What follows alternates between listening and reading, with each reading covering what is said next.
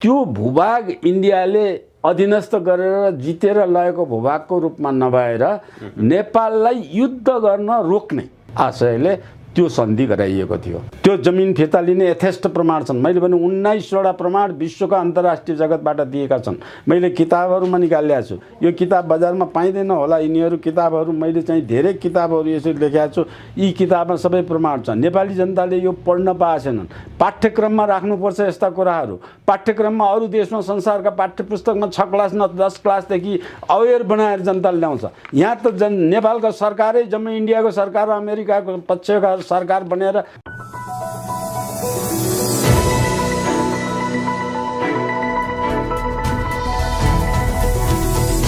हिमाल online TV विश्वभरिबाट हिमाल online television हेरिरहनुभएका हजुरहरू सम्पूर्णमा हार्दिक नमन व्यक्त गर्दछु।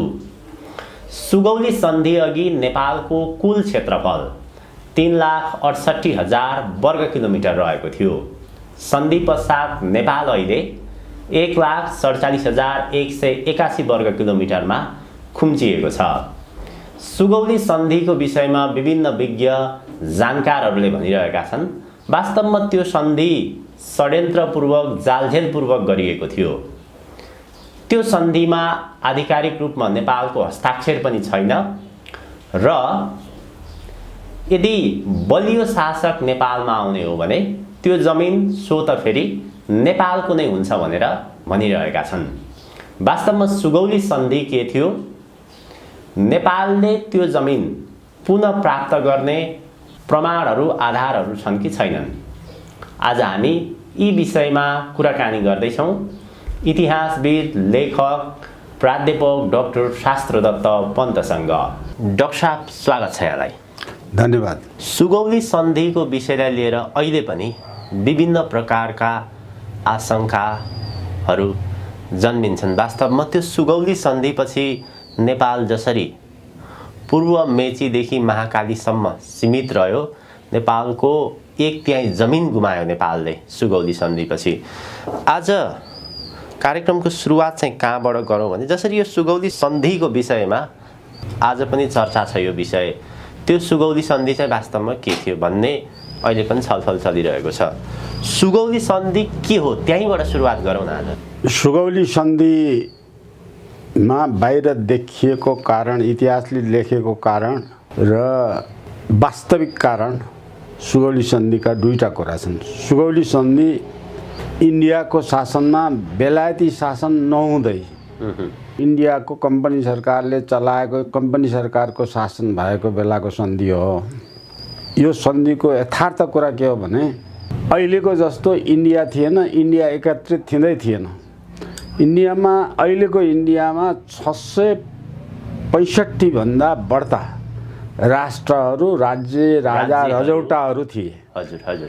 ती एकत्रित भएर एउटै राष्ट्र भएर बलियो आउन सक्ने सम्भावना चाहिँ तिनीहरूमा न्यून थियो। त्यो सम्भावना थिएन। त्यस मानेमा अहिलेको इन्डियाले बेलायतलाई अहिले मालिक मान्छ। अहिले पनि इन्डियाले बेलायतलाई मालिक मान्छ, किनभने त्यो इन्डियाले कहिले एकत्रित गर्न नसकेको इन्डियालाई बेलायतले, कम्पनी सरकार र बेलायत सरकारले त्यसलाई एकत्रित बनाएर अहिलेको इन्डिया बनाइदियो। त्यसो हुनाले अब नेपालसँग बेलायतले र इस्ट इन्डिया कम्पनी दुवैले नेपालसँग धेरै फाइदा लिए, नेपालसँग धेरै चाहिँ गरे, तर नेपाललाई छिन्नभिन्न पारेर गए। तिनीहरू बेइमान, अङ्ग्रेजहरू साह्रै बाई बर्थ नै बेइमान जात हो। अङ्ग्रेज भने दुष्ट जात हो। इन्डिया चाहिँ त्यो एकत्रित हुनै नसक्ने इन्डियालाई यत्रो ठुलो गुणलाई एकत्रित हुन नसक्ने इन्डियालाई चाहिँ एकत्रित गराइदिएर विशाल इन्डिया बनाइदिए। त्यो इन्डियालाई उल्टो नेपालमा चाहिँ नेपालका गोर्खा पल्टनहरूलाई लिएर गए, नेपालका हात्तीलाई प्रयोग गरेछ, नेपालका वन जङ्गलहरू प्रयोग गरेछ।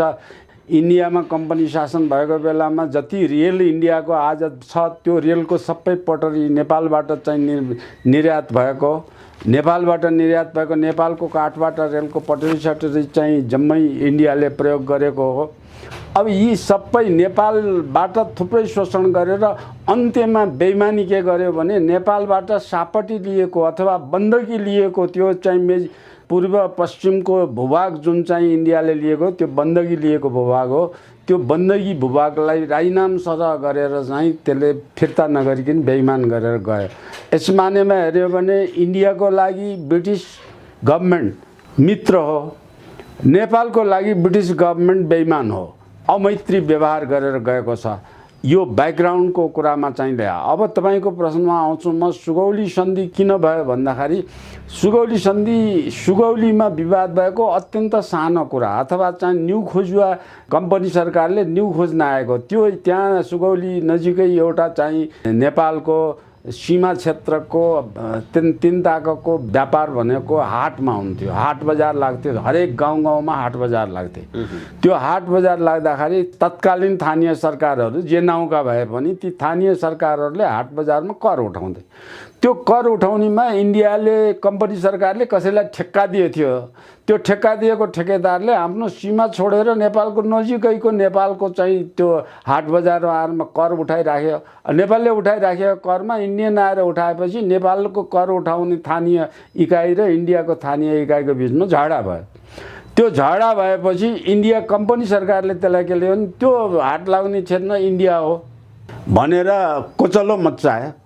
अनि नेपालले चाहिँ 1 इन्च जमिन पनि छोड्न त राज्यलाई चाहिँ गाह्रै हुन्छ नि त। नेपालले हामीले अहिलेसम्म तिरो भएर उठाएर चाहिँ ट्याक्स कर सबै हामीले उठाएको कहाँ त्यो तिम्रो हुन्छ, त्यो हामीले छोड्दैनौँ भने त्यही विवादमा चाहिँ झुक्क्याएर त्यो विवादमा चर्काएर लिएर गएर इन्डियाले चाहिँ सुगौली सन्धि गरेर त्यो सुगौली सन्धिको त्यही विवादको कारण नेपालले त्यो चाहिँ एउटा गाउँ विकास एउटा हाट लाउने क्षेत्रलाई तत्कालै छोडिदिएको भए बरु यो चाहिँ रन्थोमल हुन्थ्यो कि हुन्थेन थाहा छैन। किनभने त्यो न्यू खोज्न मात्रै आएको, नेपालसँग झगडा गर्नलाई त्यो मूल कारण केही थिएन। तर नेपालले चाहिँ त्यो नछोड्नको कारण, त्यस बेलाको सरकारले नछोड्नको कारणले अब यो चाहिँ सुगौलीको सन्धि गर्न पर्ने वातावरण आयो, जुन सन्धिमा नेपालले धेरै भूभाग छोड्नु पर्यो। अब धेरै भूभाग छोड्नु पर्ने अवस्थामा त्यो सन्धिमा यसको चाहिँ प्रत्यक्ष अगाडि दिएको ऐतिहासिक कुरा यो हो।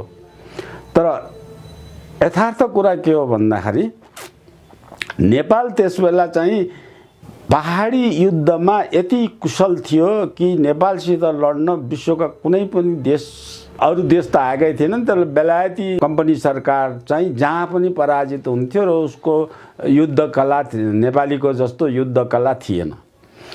अब इन्डियाको लक्ष्य के रहेछ भनेदेखि अहिलेको चिकन नेकदेखि पूर्वको आसामका क्षेत्रहरू 6वटा कति इन्डियाका राज्य बनाएछ अहिले, अरुणाचल प्रदेशसम्म त्यो इन्डियाको मातहत आएको थिएन। इन्डियाको मातहत अथवा कम्पनी सरकारको मातहत आएको थिएन। त्यो चाहिँ लिएर त्यतापट्टि पूर्व अरुणाचल प्रदेशबाट चाहिँ तिब्बततिर जाने मकसद ब्रिटिस सरकारको, त्यो ब्रिटिस कम्पनी सरकारको थियो। त्यो भएको हुनाले त्योभन्दा नेपालको चाहिँ पहाडमा युद्ध गर्ने कलाले गर्दा फटाफट गएर टिस्टासम्म नेपालले चाहिँ पूर्वमा चाहिँ अधीनस्थ गरिसक्यो। पश्चिममा चाहिँ गएर काँगडा सतलज पारी गएर काँगडासम्म पनि पश्चिममा चाहिँ नेपालमा एकीकृत गरिसकेको अवस्था थियो। त्यो अवस्था एकीकृत गरेको अवस्थाबाट चाहिँ नेपाललाई यो क्षेत्रबाट त्यो मेचीदेखि पूर्व नजानको निमित्त अलिकति नेपालको भाग अथवा दार्जिलिङ लगायतको सिक्किमको आधा सिक्किम, सतलजदेखि पूर्व सिक्किम पनि नेपालको भाग हो। सिक्किम पनि त्यस बेला नेपाल भइसकेको थियो आधा, अथवा टिस्टादेखि पूर्वको सिक्किम आधा सिक्किम नेपालमा आइसकेको थियो, आधा बाँकी थियो। सिक्किमको त्यस्तो बेलामा इन्डियाको त्यो सुगौली ट्रिटी गराउनुको मकसद के थियो भने त्यो भूभाग इन्डियाले अधीनस्थ गरेर जितेर लगेको भूभागको रूपमा नभएर नेपाललाई युद्ध गर्न रोक्ने, त्यहाँबाट अगाडि युद्ध गर्न रोक्ने हिसाबले इन्डियाको कम्पनी सरकारको चाहिँ नेपालको युद्ध विस्तार गर्ने नीतिलाई रोक्ने खालको आशयले त्यो सन्धि गराइएको थियो। त्यो सन्धिमा स्पष्ट लेखिएको छ कि अब अहिलेको मेचीदेखि पूर्वमा नेपालले चाहिँ विस्तार गर्नलाई जान पाइने छैन र सिक्किमको राजासँग विशेष त्यो सन्धिको दफा यहाँ कुरालाई चाहिँ मैले यो स्पष्ट गरेर अङ्ग्रेजीमा यो नेपाल इन्डिया बोर्डर प्रब्लम यो चाहिँ किताबमा डिटेल यसका सबै डिटेल कुराहरू यसमा छन्। यो अङ्ग्रेजी पढ्नेहरूको लागि विश्वभरका मान्छेलाई थाहा होस् भनेर मैले यो किताब लेखेको।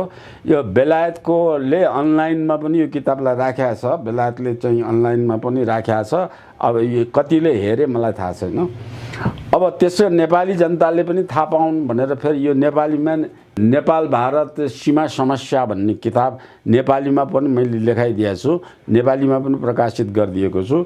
यो चाहिँ किताब, यी किताबमा चाहिँ यसका सबै डिटेल कुराहरू, प्रमाणहरू, नेपालको यो सुगौली सन्धि किन भयो, सन्धिका कारण के हुन् र सुगौली सन्धिपछि 1950 को सन्धिसम्म के भयो, नेपाल इन्डियाका बोर्डर प्रब्लमहरू कसरी उत्पन्न भयो, ती सीमा समस्या कसरी समाधान गरिन्छ, त्यस्तै नेपाल र चीनसम्मको बोर्डर समस्या के हुन्, तिनलाई कसरी समाधान गर्ने भन्ने कुरा यी नेपाली अङ्ग्रेजीका यी दुई किताबमा समावेश छन्।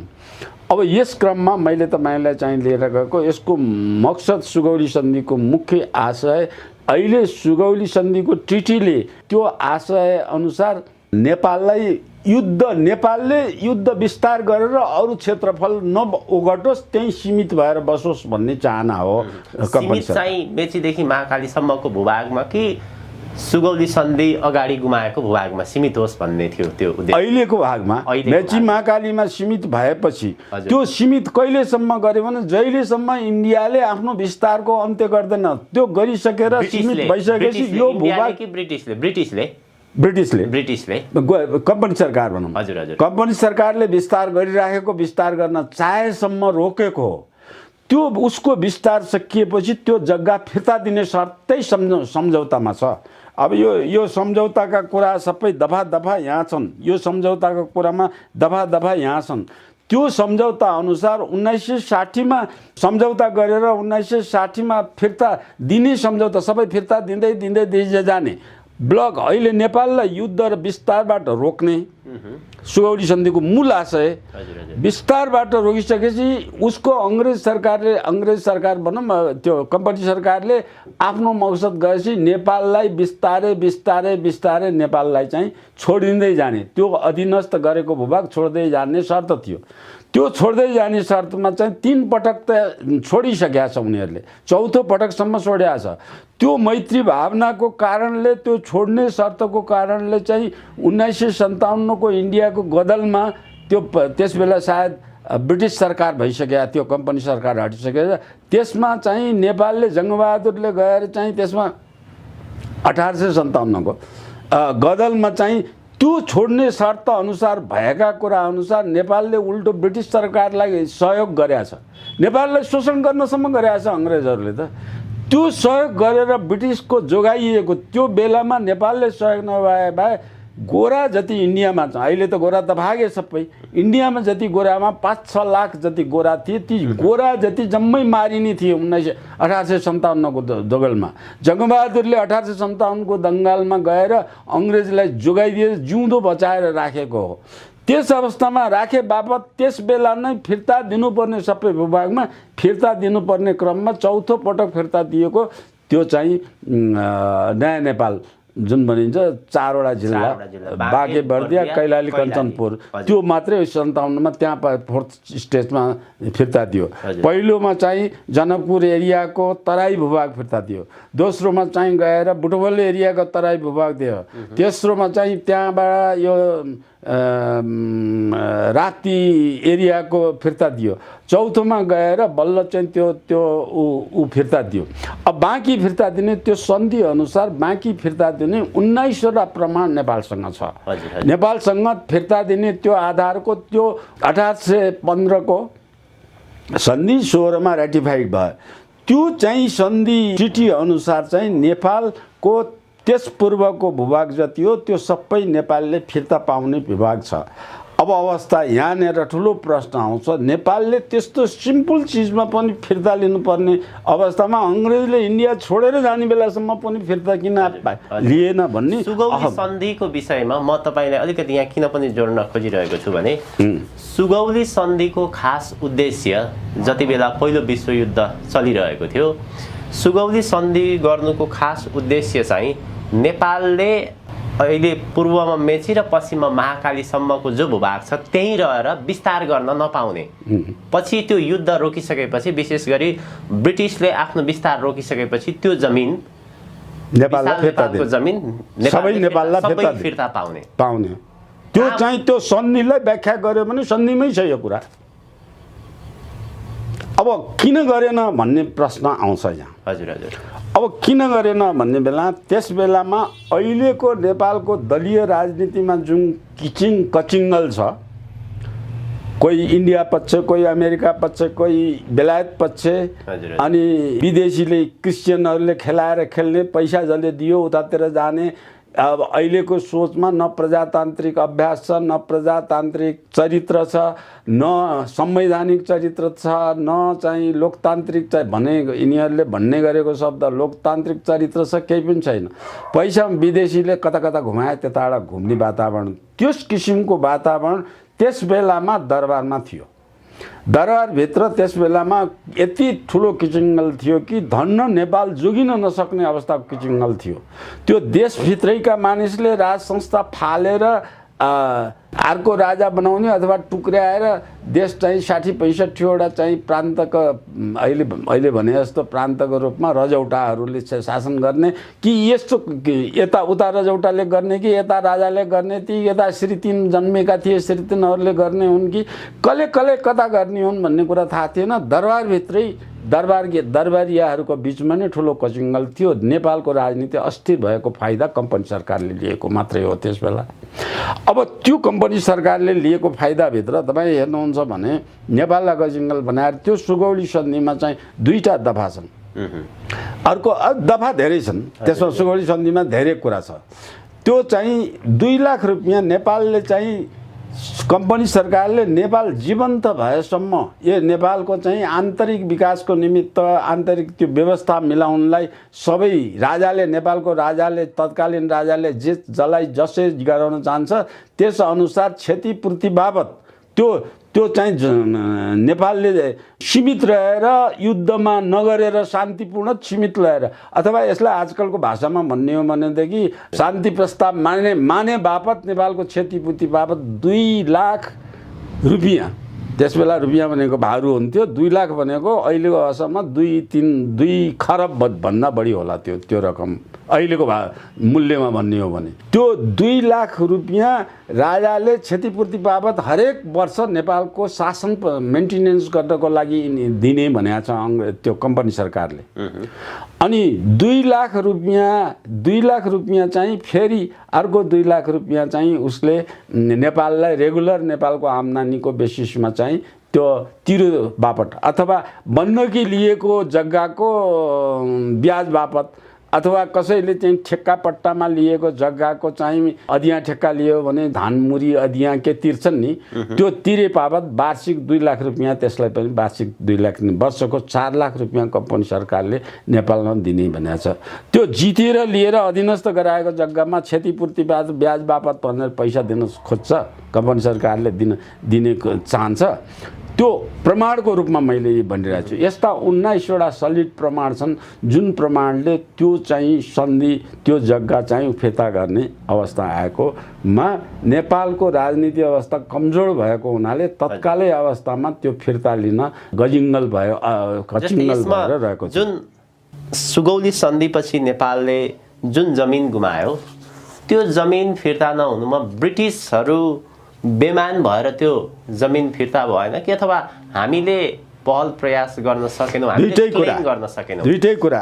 हजुर। ब्रिटिस बेइमान त नेपालको लागि ब्रिटेनले गर्नसम्म ठुलो बेइमान गरेको छ, ब्रिटिस बेइमान त हुँदै हो। हजुर। इन्डिया छोड्दाखेरि त नेपाललाई बुझाउन आउनुपर्ने अवस्था। अब यो लिखित डकुमेन्ट छैन तर के भने इन्डियाले त्यस बेलाको ब्रिटिस गभर्मेन्टले इन्डियाका चाहिँ उसले जितेर लिएका जति राज्यहरू छन् आफ्नो राज्य फिर्ता लिन आऊ भनेर सार्वजनिक नोटिसै निकालेको थियो बेलायत गभर्मेन्टले, ब्रिटिस इन्डियाले भनौँ नोटिस निकालेको थियो। अब इन्डियाका 665वटा राज्य जति स्वतन्त्र थिए ती सबै आएर त्यस बेलामा चाहिँ राज्य सञ्चालन गर्नुपर्ने क्षमतामा भएनन्। 2-4वटा राज्य मात्रै आफूले सञ्चालन गर्ने भन्ने किसिमको इन्डियामा ब्रिटिस गभर्मेन्ट। अब यो इन्डियाको कम्पनी गभर्मेन्ट र ब्रिटिस गभर्मेन्ट दुईटा गभर्मेन्ट बुझ्नुपर्छ अलग अलग। यो पछिल्लो अवस्थामा ब्रिटिस गभर्मेन्ट हो, बेलायत सरकारले अवस्था हो। त्यसले नोटिस निकालेर आफ्नो धरोटी राखेको तिमीहरूले मैले लिएको फिर्ता लिन आऊ भनेर निकाले बेलामा इन्डियाका 7-8 वटाले फिर्ता लिने योजना बनाएका थिए। त्यो फिर्ता लिने योजनामा जम्मू काश्मीरकोले दिएकै थिएन। जम्मू काश्मीर लगायतका गोवा, दमन, दीव यति यिनीहरू त स्वतन्त्र नै थिए। अब अहमदाबाद स्वतन्त्र नै थिए। कैयौँ स्वतन्त्र देशहरू समेत इन्डियामा चाहिँ इन्डियाको त्यस बेला बनेको नेहरूको गभर्मेन्टको पालामा सरदार वल्लभभाइ पटेल यस्तो भयो कि हिमालयदेखि तल कुनैलाई पनि चाहिँ अङ्ग्रेजले एकीकरण गरेको त छोड्ने होइन त्यो भित्र उसले एकीकरण गर्न बाँकी पनि यसैभित्र हाल्ने भने एउटा कडा कठोर मनको एउटा चाहिँ साम्प्रदायिक अङ्ग्रेज जस्तै साम्प्रदायिक सरदार वल्लभभाइ पटेल भन्ने तत्कालीन गृहमन्त्री भारतीय काङ्ग्रेसको त्योको जोड बलले ती सबै देशलाई पनि एकीकरण गर्यो। त्यो एकीकरण गर्दा नेपाललाई फिर्ता दिनु जग्गालाई पनि फिर्ता दिएन, उल्टो नेपाल पनि इन्डियामै हाल्ने भन्नेतिर नेपाल, सिक्किम, भुटान, जम्मू काश्मीर सबै इन्डियामा हाल्नेतिर त्यो लडाइँमा त्यो मान्छे लागेको हुनाले यो चाहिँ त्योसँग चाहिँ नेपालले चाहिँ लडेर फिर्ता लिन सक्ने वातावरण त्यो अङ्ग्रेजको पछिल्लो कालमा बोलाएर नेपाल गएन। किनभने राणा विरुद्ध अभियान चलिसकेका थियो। राणा फाल्ने अवस्था, राणा एकदम कमजोर अवस्थामा थिए। अहिलेको सरकार नेपालको जस्तो कमजोर छ त्यस बेलाको राणा सरकार त्यस्तै कमजोर थिए। अनि पहिलो सुगौली सन्धि गर्ने बेला चाहिँ दरबारको राज परिवारको सरकार त्यत्तिकै कमजोर थियो, त्यस्तै नाजुक अवस्था। नेपालको यो तीनवटा स्टेजको अवस्था अत्यन्त नाजुक राजनीति भएको अवस्था नेपालको इतिहासमा छ। तर पनि नेपाली जनताको वीरता, शूरता, नेपाली जनताको चाहिँ अठोटको कारणले नेपाल स्वतन्त्र सार्वभौम भएर रहन सक्यो। त्यो सत्ताधारीको भन्दा बढ्ता नेपाली जनताको योगदान ठुलो छ कि यसलाई एकीकृत बनाएर जान सक्ने होला। जसरी अहिले एमसीसी फेरि त्यसको विरोधमा चाहिँ नेपाली जनता, सरकार उनीहरूको लुत्ते छ, उनीहरूको पक्षमा जानेवाला छ, तर नेपाली जनता त्यसको विरोधमा खडा भएको छ नि। त्यस्तै गरेर नेपालको राष्ट्रियता जोगाउनुमा नेपाली जनताको ठुलो हात छ र ठुलो हात अनुसार राष्ट्रियता जोगाउने अवस्थामा छ। अब त्यस कारणले अब नेपालको टिस्टादेखि सतलज पारीसम्मको जग्गा नेपालले चाहिँ फिर्ता पाउन अहिले पनि यथेष्ट प्रमाण छन्। तर अहिले फेरि फिर्ता पाउने जनताले जुन चाहिँ यो सहयोग गर्ने वातावरण बनेको बेलामा सरकार लुत्ते छ, सरकार छँदै छैन, सरकार प्रो इन्डियन छ, सरकार प्रो अमेरिकन छ। प्रो अमेरिकन भएको कारणले चाहिँ अमेरिकाले इन्डियाको सपोर्टमा गर्छ। अहिले चाहिँ इन्डियाको झ्यालबाट नेपाललाई हेर्न लागेको छ अमेरिकाले। त्यो अवस्थाको सरकार कमजोर भएको कारणले गर्दा अहिले तत्कालै त्यो जति प्रमाण भए पनि यो सरकार नबदलिकन अथवा यो राजनीतिक सिस्टमलाई नै परिवर्तन नल्याइकन एउटा सुदृढ राष्ट्रवादी शक्तिको सरकार नबनेसम्म त्यो तत्कालै फिर्ता पाउने जति प्रमाण भए पनि जति भोग्लाए पनि भोग्लाएन भनेपछि कहिले खान दिन्छ।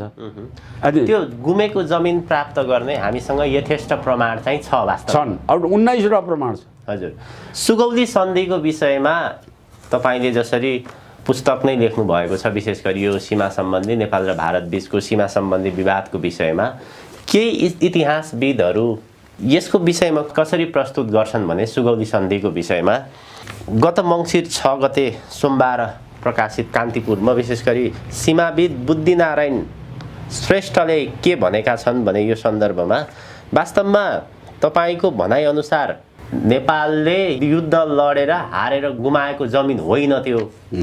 युद्ध अगाडि नबढोस् अथवा जुन स्थानमा पूर्व मेचीदेखि पश्चिम महाकालीसम्म भन्दा अगाडि नबढोस्, त्यसपछि युद्ध रोकिसकेपछि त्यो जमिन स्वतः फिर्ता दिने भन्ने शर्त थियो भनेर यहाँले जे भन्नुभयो।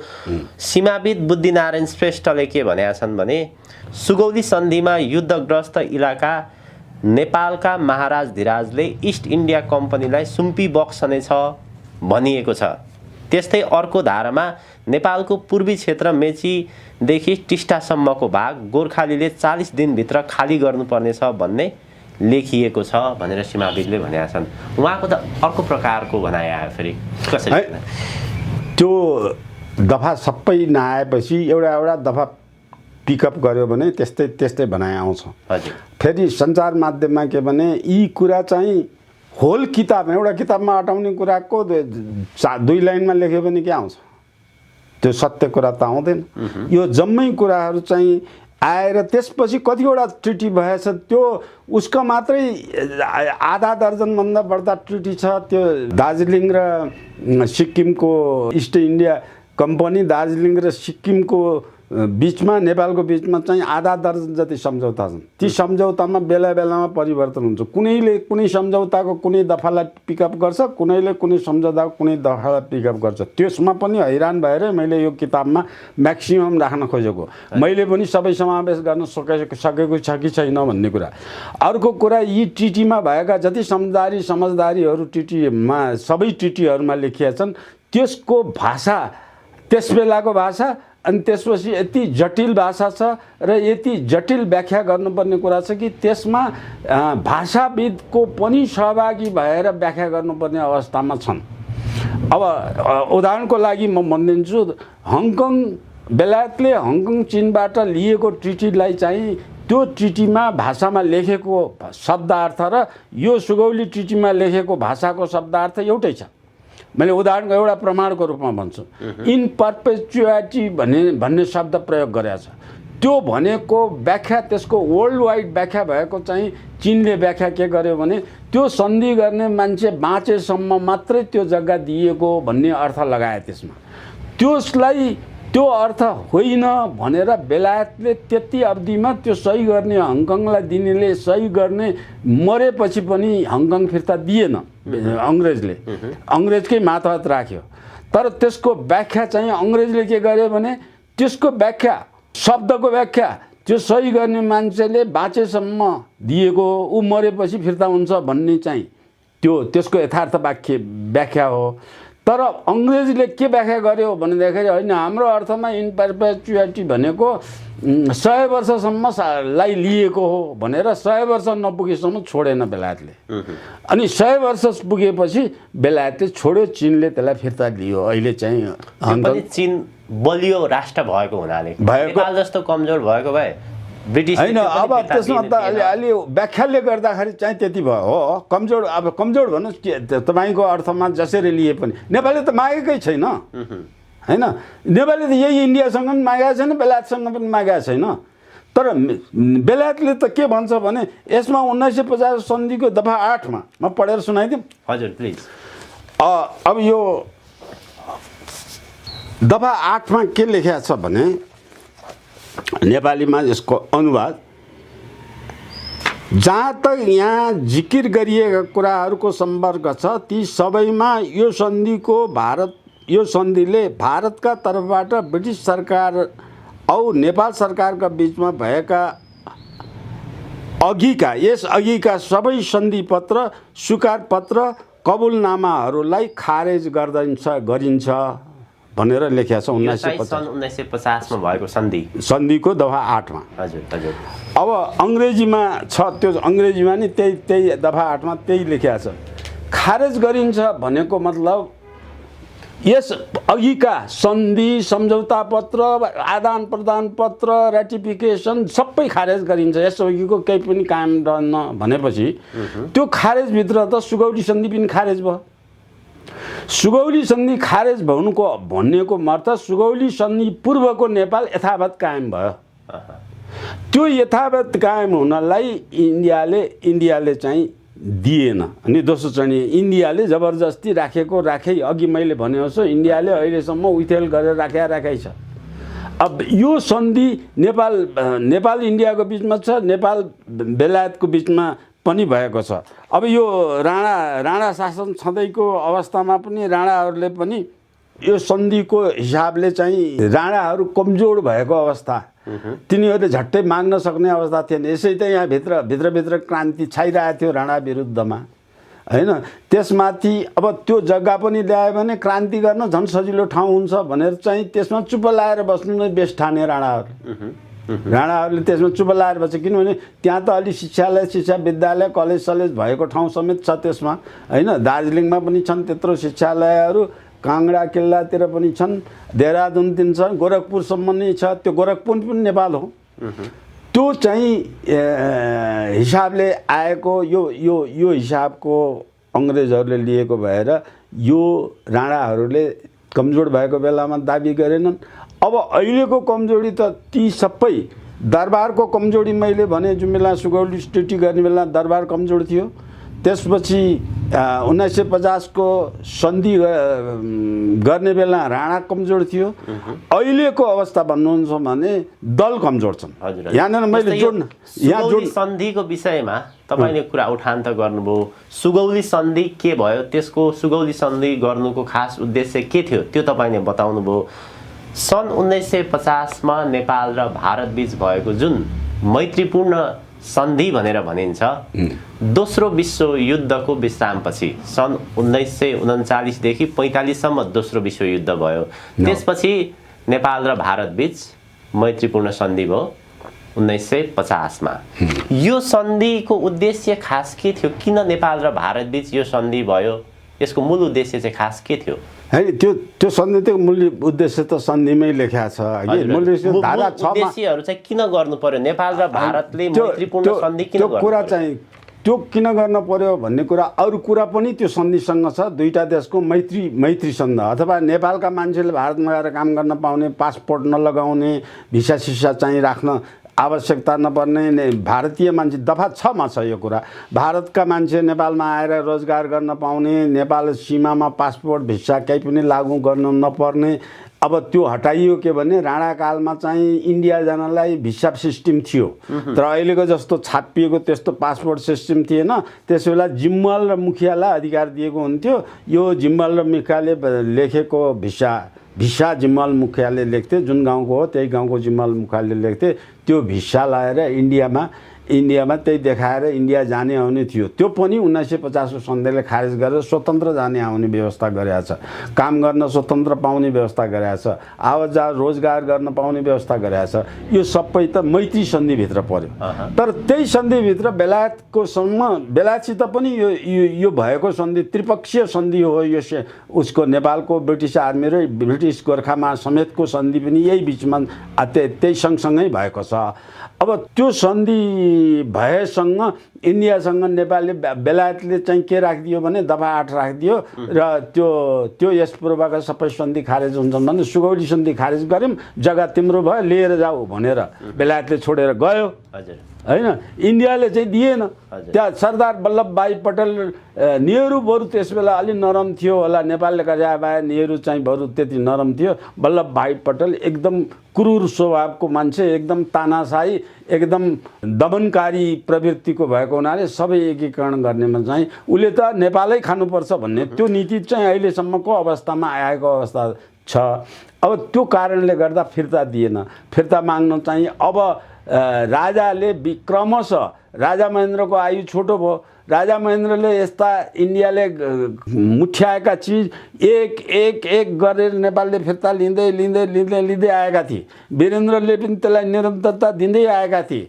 त्यो स्टेज आउनु बेलाको थाहा पाएको अब दार्जिलिङको त्यो के अरे दार्जिलिङ पार्श्व परिषदको अध्यक्षले अब नेपालको त्यो इन्डियाको संविधानको दफा 3 को 3 उपदफा अन्तर्गत दार्जिलिङ त्यो 1950 को सन्धिले छोडिसकेको भूभाग भएको हुनाले इन्डियाको संविधानमा दार्जिलिङ सिक्किमको त्यो भूभाग इन्डियाको संविधानले समेटेको छैन, नेपालमा छोडेको छ। नेपालका लम्फूहरू, तत्कालीन शासनका लम्फूहरूले त्यो भूभाग चाहिँ नेपालको इन्डियाको संविधानले नराखेपछि स्वतः नेपाली भाषी तिनीहरू, त्यो आसामका नेपाली भाषीहरू स्वतः भाषी नेपालभित्र राख्ने भनेर जुन प्रयत्न गरेर त्यसै बेला इन्डियाले संविधानले नसमेटेको नेपालको स्वतः इन्डियाले छोडेको बेलामा पनि नेपालले पनि लिएन, इन्डियाले पनि लिएन। त्यही कारणले गर्दा दार्जिलिङवासीहरू हामी 14औं अञ्चल 15औं अञ्चल भनेर 15 अञ्चल दार्जिलिङ, त्यसबेला 14 अञ्चल थिए, 15 अञ्चल दार्जिलिङ भनेर 15 अञ्चल दार्जिलिङको घोषणा इन्डियाको संविधानमा छैन। त्यो संविधान नेपालको संविधानमा समावेश गरेर त्यो भूभाग हामीले आउँछौँ भनेर डेलिगेसन आएर उसले गरेर राजा वीरेन्द्रलाई भेटेको सम्म छ। हजुर सरसर्ती हामीले नेपाल र भारत बीच भएको सन् 1950 को सन्धि हेर्दाखेरि यो नेपालको हितमा छ कि अहितमा छ पहिलो कुरो। दोस्रो कुरो कहिलेकाहीँ राजनीतिक दलहरूले, केही बौद्धिक वर्गहरूले अथवा माओवादीले पनि त्यति बेला जनयुद्ध सुरु गर्दाखेरि नेपाल र भारत बीच भएको सन् 1950 को असमान सन्धि खारेज गर्नुपर्छ भन्ने उसले आवाज उठाएको थियो, प्रस्ताव पनि राखेको थियो। खास गरी यो के हो, नेपालको हितमा अहितमा के हो खास? यो सबैभन्दा महत्त्वपूर्ण कुरा तपाईँले प्रश्न उठाउनु भयो। यो प्रश्न महत्त्वपूर्ण छ। त्यो प्रश्न उठाएर 1950 को सन्धि खारेज हुनुपर्छ भन्नेमा नेपालको हित र अहित, भारतको हित र अहित भन्ने छ। नेपालको हित र दफा 1 र दफा 8 नेपालको हितमा छ। अरू सबै दफा नेपाल र इन्डिया दुवैको हितमा छ। तर खारेज हुनुपर्छ भन्नेहरू इन्डियाको पक्षले त्यो भूभाग नेपाललाई फिर्ता नगरेर इन्डियामै छोड्नुपर्छ भनेको हो। त्यो भन्ने मान्छे राष्ट्रघाती हो। त्यो दफा नै 1950 को सन्धि खारेज हुनुपर्छ भनेपछि दफा 8 जो नेपाललाई छोडेको दफा त्यही सन्धिभित्र छ, त्यसलाई खारेज गर्ने भनेको त इन्डियाको पक्षमा बोलेको भयो। त्यो खारेज गर्नुपर्छ भन्ने इन्डियाका दलाल हुन्। खारेज गर्ने बित्तिकै हामीले सुगौली सन्धिमा गुमाएको जमिन त फिर्ता पाउँदैनौँ, किनभने त्यो पाउने ठाउँै हुन्न। सन्धिमा नै धारा 8 मा जति पनि त्योभन्दा अगाडि सन्धि सम्झौता भएका थिए त्यो सबै खारेज हुन्छ भन्नुको अर्थ त्यो जमिन त अब अथवा नेपालको हो भन्ने कुरो त्यो लाग्छ। त्यो अब नेपालको हो भन्ने कुरा यसको अङ्ग्रेजले त्यो दफा किन राखे भने पृथ्वीनारायणको सिद्धान्त अनुसार युद्धरत विस्तार गर्ने। पृथ्वीनारायणको सिद्धान्त पृथ्वीनारायण त बितिसकेपछि पनि सिद्धान्त विस्तार कायमै थियो। युद्ध त पृथ्वीनारायण शाहको सिद्धान्त अनुसार भएको थियो। पृथ्वीनारायण शाहको सिद्धान्त अनुसार कत्रो राज्य भने हिमवत खण्ड नेपाल हो। हिमवत खण्डको भूभाग नेपाल जति हिमवत खण्ड हो, त्यो हिमवत खण्ड भूभाग हो। त्यसमा चाहिँ त्यो क्षेत्र असली हिन्दुस्तान हो। त्यसलाई असली शुद्ध हिन्दुस्तान, त्योदेखि बाहेकको हिमवत खण्डदेखि बाहेकको क्षेत्र चाहिँ अङ्ग्रेजहरूले र मुसलमानहरूले अशुद्ध बनाइसकेका छन्। त्यसकारण शुद्ध भूभागलाई जोगाउनुपर्छ। त्यो जोगाउनेमा चाहिँ हामीले खाँडो पखाल्ने ठाउँ गङ्गाको नदीमा गएर खाँडो पखाल्ने भनेर सूत्र लगाएको थिए। त्यही सूत्र अनुसार अङ्ग्रेजहरू डराएका हुन्। अङ्ग्रेज डराएर यो सुगौली सन्धि त्यही आधारमा बनाएका हुन्। कैलाश पर्वत जुन छ हिमवत खण्डको मध्यस्थान भाग हो। कैलाश पर्वतबाट जति नदीहरू निस्कन्छन् त्यो नदीले घेरेको क्षेत्र हिमवत खण्ड हो। त्यो कैलाश पर्वतबाट नदीले घेरेको क्षेत्र भनेको कैलाश पर्वतबाट पूर्व दक्षिण बग्ने पन्जाब 5 वटा नदी छन्। त्यो पाकिस्तान सिन्धु समेटेर चाहिँ इन्डिया बे अफ बङ्गालसम्म आउँछन् तिनीहरू। अनि दक्षिण क्षेत्रमा कैलाशको दक्षिण क्षेत्रमा चाहिँ गङ्गा जमुना गङ्गोत्री यमुनोत्री लिएर नेपालका सबै चाहिँ कोशी कर्णाली गण्डकी नदीहरू चाहिँ दक्षिण भेगमा चाहिँ बगेर जान्छन्। ती सबै जहाँसम्म मिलिन्छन् त्यो मिलेको भागदेखि उत्तरपट्टिको भाग, अनि उत्तरपट्टि कैलाशबाट निक्लेको पूर्व दक्षिण भएर जाने नदी वाङ्गो चाहिँ चिनतिर वाङ्गो हुन्छ। हाम्रो यता पछि आएपछि ब्रह्मपुत्र हुन्छ। त्यसले घेरेको यति नदीले घेरेको भूभाग जुन हो त्यो चाहिँ हिमवत खण्ड हो। नेपालको सक्कली त्यस बेलाको सत्ययुगदेखिको भूभाग चाहिँ हिमवत खण्ड त्यत्रो हो। अब त्यो हिसाबले पृथ्वीनारायण शाहले दक्षिणको भागलाई पन्जाब र गङ्गा जमुना कोशी गण्डकी यी मिलेको यी नदी जम्मै गएर जहाँ मिलेर जो भिज्छन् मिलेको भूभागदेखि उत्तर चाहिँ नेपाल बनाउने। त्यो बनाएपछि युद्ध रोक्ने भन्ने पृथ्वीनारायण शाह, खाना पकाल्ने भनेको युद्ध रोक्ने भनेको। अब त्यो सिज फायर भन्छन् नि आजकल, त्यो गर्ने भन्ने भयो। त्यसरी आउन लागेको कुरा चाहिँ यो युद्ध नीतिले, नेपालको युद्ध नीतिले त्यसलाई बखालिराखेको। तराईतिरको भागमा इन्डियाले केही लखेटेर खेच्न सक्ने, तर पहाडतिरको भागमा नसक्ने भएको हुनाले सुगौली सन्धि त्यस कारणले त्यसलाई रोक्नको लागि गराइएको हो। हजुर डाक्टर साहब, एउटा अब अत्यन्तै महत्त्वपूर्ण प्रश्न छ।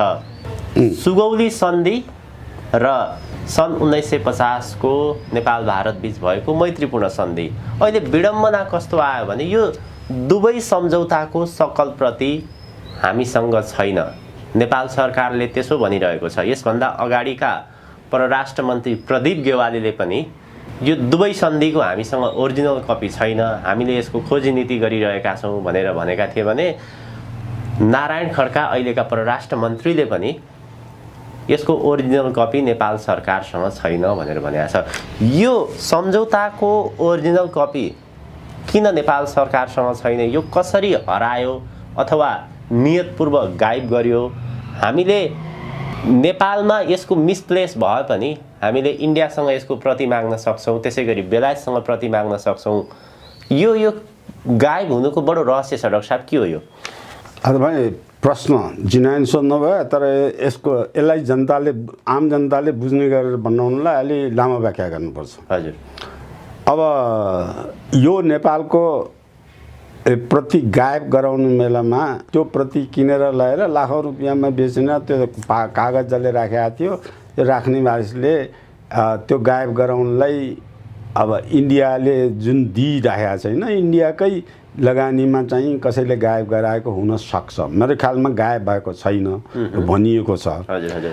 अब यहाँनिर चाहिँ नष्ट गरियो, जलाइयो होइन, नष्ट गर्ने जलाउने त कुरै आउँदैन। किन कुरा आउँदैन भन्नुहुन्छ भने यो चाहिँ 2028 सालमा लागेको नेपालको आगो, सिंहदरबारमा लागेको आगोमा डढ्ने अवस्थामा भएको त्यो बक्सहरू जुन डढ्ने अवस्थामा भएको छ, त्यो जिम्मा लिने, परराष्ट्रको जिम्मा लिने महत्त्वपूर्ण कागज भएको ती बाकसहरू चाहिँ समय आगोभित्र पसेर, आगो सिंहदरबारमा लागेको बेला त्यो कोठा नलाग्दै आगोभित्र पसेर रातभरि त्यो कागज राख्ने मान्छे चाहिँ रातभरि बसेर जिउको परवाह गर्दैन, यो देशको ठुलो हो, म मरे मर्छु भनेर त्यो मानिसले सबै कागज जोगाएछ। त्यस बेलाको घटना सार्वजनिक भएको, त्यस बेलाको न्युज पेपरहरू, घटनाहरू तपाईँले त्यस बेलाका पत्रिकाहरू खोजेर पढ्नुहोस्। त्यो किसिमको सबै कागजपत्र जोगिएका छन्। त्यसो सिंहदरबारको आगलागीमा परेर केही पनि जोगेका छन्। अनि राजा वीरेन्द्रले चाहिँ यस्ता महत्त्वपूर्ण कागजमा आगलागीमा डढेर पनि प्रमाण नष्ट हुनबाट जोगाउनु भएको तत्कालै चाहिँ यो माइक्रोफेच गराएर देशको 3 ठाउँमा जहाँ एक ठाउँमा डढ्यो, एकैचोटि 3 ठाउँमा त डढेर लाग्दैन, डढेर भन्दिकन 3 ठाउँमा माइक्रोफेच गरेर राखिसकेको छ। त्यो डकुमेन्ट जम्मै चाहिँ त्यसरी समावेश गरेको छ। त्यो किसिमको गरे यो डकुमेन्ट हराएको छ भन्ने कुरामा 100% गलत कुरा हो। यो म बताउँछु। अब हराएछ भन्ने मान्छे के हुन् भने ती डकुमेन्ट बेच्ने, इन्डियालाई बेच्ने, डकुमेन्ट गायब गर्ने, इन्डियाको निर्देशन मान्ने इन्डियाका मन्त्रीहरू, इन्डियाका राष्ट्रपतिहरूले जसले नेपाल विरुद्ध यत्रो आन्दोलन गराएर 2036 सालदेखि अनवरत रूपमा 36 साल त के इन्डियाले चाहिँ 2018 सालमा 19 सालमा आन्दोलन गरायो, काङ्ग्रेसलाई उठाएर 24 सालमा आन्दोलन गर्यो, काङ्ग्रेसलाई उठाएर 36 सालमा आन्दोलन गर्यो, अरू दलहरूलाई उठाएर अब त्यसपछि 46 सालमा आन्दोलन गरायो, 47 सालमा आन्दोलन गर्यो। जम्मै आन्दोलनमा इन्डिया पतन हुँदै कमजोर हुँदै गइसकेपछि अनि राज संस्थानै फाल्ने राजा भएछन्, हाम्रो केही लाग्दो रहन्छ भनेर चाहिँ अनि बाध्य भएर उनीहरू अब 1963 मा गणतन्त्र नै बनाउने, धर्मनिरपेक्ष, नेपाल धनी पनि नहुने, नेपाल सम्पन्न पनि नहुने, नेपाल चाहिँ अरू देशसँग डटेर बल्न सक्ने अवस्था नहुने, यसलाई जसरी कमजोर बनाउने भनेर दलहरूलाई किनेर यी सबै किनिएका, किन्ने पैसा इन्डियासँग पुगेर क्रिस्चियन मिसन समेत आएर क्रिस्चियन मिसन समेतले यो काम गरिरहेछ। त्यसो हुनाले यो चाहिँ भल्छ। त्यो भन्छ भने जो चाहिँ गेवालीले भने अथवा एमाले गायब गर्ने पक्षमा काम गर्यो, इन्डियाको पक्षमा, अब अहिलेको नारायण खड्काले भने कङ्ग्रेसले गायब गर्ने काम गर्यो इन्डियाको पक्षमा, यी जम्मै दलाली काम गर्ने हुनाले यिनीहरूले भनेको कुराको भरमा नेपाली जनताले चाहिँ त्यो भरमा नेपाली जनतालाई मैले आह्वान गर्न चाहन्छु, यिनीहरूमाथि विश्वास नगरियोस्। यिनीहरू दलालै हुन्, इन्डियाका हुन्, अमेरिका हुन्, बेलायतका दलाल हुन्, युरोपका दलाल हुन्। यिनीहरूले भनेको कुरा नेपालका कागजपत्र यिनीहरूलाई विश्वास गर्ने अवस्थामा छैन। यिनीहरूले भनेको कुरामा विश्वास नगरियोस् भन्छु म। अब अर्को कुरा चाहिँ किन भन्यो, के गरियो भन्ने कुरामा त्यो गर्ने मान्छेमा विश्वास नगरियोस् भन्दा अर्को के पनि विश्वास नगरियोस् भनेदेखि 1950 को सन्धि खारेज गर्नुपर्छ भनेर जसले प्रस्ताव गर्छन् त्यो इन्डियाको प्रस्ताव हो। इन्डियाले खारेज गराउने अवस्थामा उसमा चाहिँ रहनु पर्ने हुन्छ, खारेज गर्ने अवस्थामा चाहिँ रहनु पर्ने हुन्छ। त्यो अवस्थामा चाहिँ यी दलाली सत्तामा बस्नेहरू धेरै दलाली छन्। डाक्टर साहब, अब जाँदा जाँदै हामीले केही वर्ष यता नेपालमा जुन 1816 मा सुगौली सन्धिपछि नेपालले 1/3 जमिन गुमायो, के हो त यसको वास्तविकता भनेर मिडियामा यसका जानकार व्यक्तिहरूसँग कुराकानी गरिरहेका छौँ, छलफल गरिरहेका छौँ र केही वर्ष यता त केही व्यक्तित्वहरूले, राष्ट्रवादी मानिसहरूले त्यो वास्तवमा नेपाललाई झुक्याइएको थियो, त्यो सुगौली सन्धिमा गुमेको जमिन नेपालकै हो, त्यो नेपालले फिर्ता पाउनुपर्छ भनेर आवाजहरू पनि उठाइरहेका छन्, विभिन्न कार्यक्रमहरू पनि गरिरहेका छन्। अब मुख्य प्रश्न चाहिँ के आयो भने अब त्यो गुमेको जमिन प्राप्त गर्ने कसरी त हामीले कानुनी आधार हेर्दाखेरि हामीसँग सम्झौताको दस्तावेज नै चाहियो, सम्झौताको दस्तावेज छैन भनेर भनिन्छ। कसरी अघि बढ्ने त्यो सुगौली सन्धिमा? त्यो सम्झौता दस्तावेज छैन भन्नेहरू दलाल हुन्, इन्डियाका दलाल हुन्, त्यो भनिसके। त्यो दस्तावेजले हराइदिने कि त्यो दस्तावेज माइक्रोचिप्समा नेपालभित्रै छ, अरू ठाउँमा पनि त्यो एक ठाउँमा मात्र 3 ठाउँमा राखिया छ। तिनीहरूको परराष्ट्र मन्त्रालयको उनीहरूले चोरेर लुकाएको होला नि, त्यो अर्कै कुरा। तर त्यसको कपी इन्डियामा पनि छ, युएनओ मार्फत इन्डियाबाट लिन सकिन्छ। इन्डियाले त दिन चाहँदैन, युएनओ मार्फत इन्डियाबाट लिन सकिन्छ। अब बेलायतसँग पनि त्यसको कपी छ। मलाई लाग्छ अहिलेको बेलायतले चाहिँ त्यो कपी दिन्छ, किनभने नेपालमा धेरै डकुमेन्ट बेलायतले दिएको छ। नेपालका डकुमेन्ट त्यो कपी चाहिँ बेलायतबाट लिन सकिन्छ। 3 ठाउँमा त्यो कपी छ। अब त्यो विभिन्न विश्वका उत्कृष्ट लाइब्रेरी अफ कङ्ग्रेस भनेको अमेरिकामा पनि त्यो कपी पाउन सकिन्छ, त्यो बेलायतको लाइब्रेरीमा पनि पाउन सकिन्छ। त्यो समस्या होइन। त्यो नदिनी बाखाड इन्डियाको पक्षमा बोलेको हुन् कि मात्रै हुन्। त्यो समस्या देखाएर चाहिँ त्यो समस्यामा आउने कुरालाई बाधा हाम्रो प्रमाण छैन भनेको इन्डियालाई चाहिँ त्यो जमिन फिर्ता नलिने भन्नेहरूको भावना हो। त्यो जमिन फिर्ता लिने यथेष्ट प्रमाण छन्। मैले भने 19वटा प्रमाण विश्वका अन्तर्राष्ट्रिय जगतबाट दिएका छन्। मैले किताबहरूमा निकालेको छु। यो किताब बजारमा पाइँदैन होला, यिनीहरू किताबहरू मैले चाहिँ धेरै किताबहरू यसरी लेखेको छु। यी किताबमा सबै प्रमाण छ। नेपाली जनताले यो पढ्न पाएछन्। पाठ्यक्रममा राख्नुपर्छ यस्ता कुराहरू। पाठ्यक्रममा अरू देशमा संसारका पाठ्यपुस्तकमा 6 क्लास न 10 क्लासदेखि अवेर बनाएर जनताले ल्याउँछ। यहाँ त नेपालको सरकारै जम्मै इन्डियाको सरकार र अमेरिकाको पक्षका सरकार बनेर लिएर आउँछ। उनीहरूले पैसा दियो, पैसा खाएर चाहिँ भाडाका सिपाही भएर नेपालभरि सधैँभरि अशान्ति पर्ने, गरिब बनाउने, नेपालीले नेपालमा रोजगार गरेर खान नपाउने वातावरण बनाउने, 80 लाख मान्छेभन्दा बढ्ता विदेशमा जाने वातावरण यिनी दलले इन्डियाको निर्देशनमा सबै काम गरिरहेछन्। अब यो सबै कामको निमित्त तपाईँको यो मिडियामा 1 दिन 2 दिन 3वटा लेक्चरमा 1-2टा कुरा मात्रै भन्न सकिन्छ। यो जम्मै डिटेल त 20औं लेक्चर चाहिन्छ। एक-एकवटा आइटमको 1950 को सन्धि मात्रै, सुगौलीको सन्धि मात्रै, त्यो सन्धिसँग जोडिएका कागज मात्रै, त्यो पत्रको फोटोकपीहरू त्यहाँ चाहिँ समावेश गरेर फटाफट देखाएर कुन सन्धि कहिले के भयो भन्ने कुराहरू छन्। त्यसपछि बाहिर सेमिनारहरू, गोष्ठीहरू गरेर त्यसको प्रमाणको विज्ञहरू बसेर छलफल गरेर त्यसको भाषाविद बसेर त्यसको भाषाको व्याख्या गरेर त्यो जनसमक्ष पुर्याउनुपर्छ। अब यो जनसमक्ष पुर्याउनुबाट शिक्षा पद्धति मुख्य हो। नेपालको भएको अन्यायमा परेका कुराहरू चाहिँ पाठ्यक्रममा 9, 10 क्लास, 8 क्लास पढ्ने विद्यार्थीदेखिले यो विषय सामाजिक शिक्षाभित्र, नेपालको राष्ट्रियताभित्र, नेपालको शिक्षाभित्र, सोसल स्टडिजभित्रका कुराहरूमा समावेश गरेर पढाए पो नेपाली जनता जागरुक भएर आउँछ। यी दलका कार्यकर्तालाई यही गलत कुरा सिकाइराखेका हुन्छ। राजा महेन्द्र खराब, महेन्द्रले गरेको खराब, इन्डियाले गरेको इन्डिया ठिक, बेलायत ठिक, अमेरिका ठिक, नेपाल बेठिक, नेपालको राजा बेठिक, नेपालको एरिया बेठिक, इन्डियाले अकुपाई गरेको इन्डियाकै जग्गा हो, टिस्टा पारी पनि इन्डिया नै हो, काला पानी बारी नै इन्डिया नै हो भनेर भन्ने। यी भन्नेहरूमा म तपाईँलाई चाहिँ एउटा तपाईँको अलिकति टाइम लिन्छु। हजुर डाक्टर साहब, हामी लगभग कार्यक्रमको अन्त्यतिर छौँ। ल बुझेँ। त्यो एउटा कुरा चाहिँ तपाईँले चाहिँ यसमा लिएर आउने, मैले यस्तो समस्या इन्डियासित मात्रै छ क्या, चीनसँग छैन। चीनको सीमाभित्र परिराखेको चीनका चाहिँ ती 15वटा जिल्लासँग हाम्रो सीमा विवाद थियो भनेर पहिले भनिरहेको छ।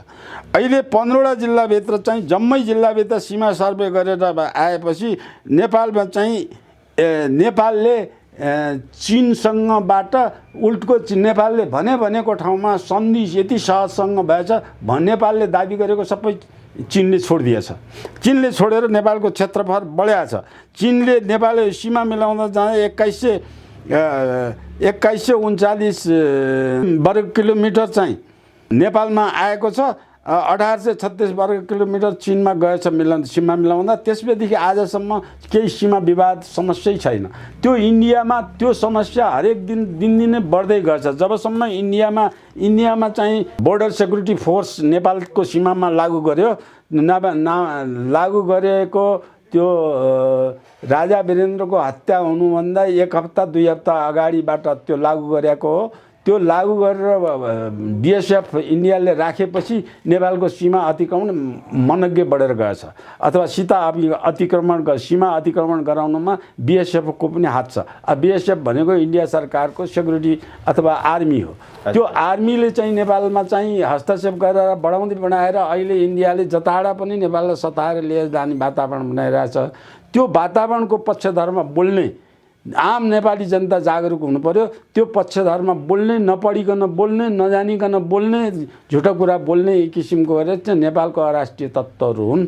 त्यो अराष्ट्रिय तत्त्वहरू चाहिँ नेपालबाट हटाउनको निमित्त यी तत्त्वहरू सबै त्यो युद्ध गर्ने दल नेपालका जति छन् ती दल सबै त्यस्ता तत्त्वभित्र छन्।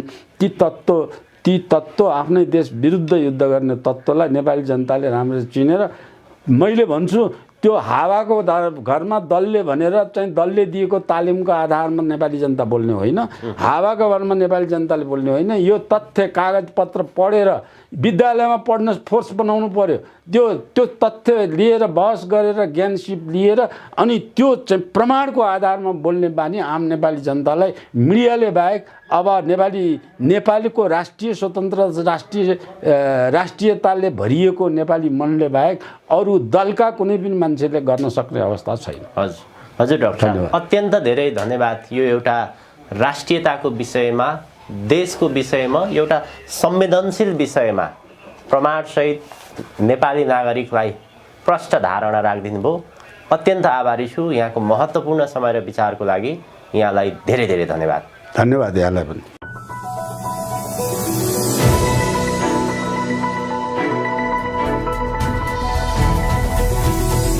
हिमाल अनलाइन टिभी।